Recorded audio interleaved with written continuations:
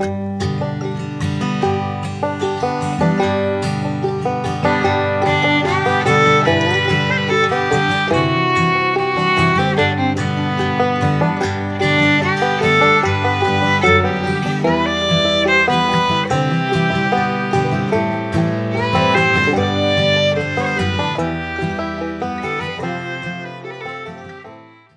dan drugovi i drugarice, gospodo vozači.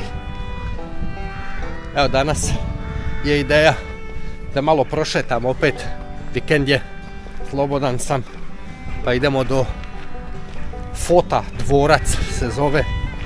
Jedni kažu dvorac, jedni crkva, pa ćemo vidjeti šta će biti na kraju.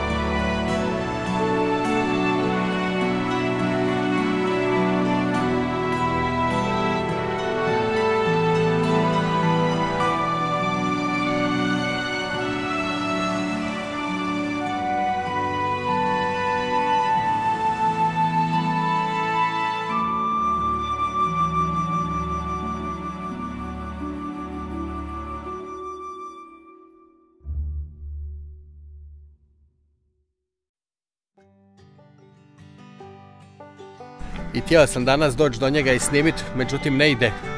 Video nadzor, zabranjen pristup, privatni posjed. Opet. A to će biti za danas više manje to.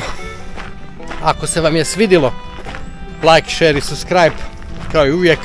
Ako se vam nije svidilo, napišite dole u komentarima šta se vam nije svidilo. Ako se vam svidilo, napišite šta vam se svidilo. I to je to. Čuvajte se mi, ostanite živi i zdravi i volite svoju obitelj.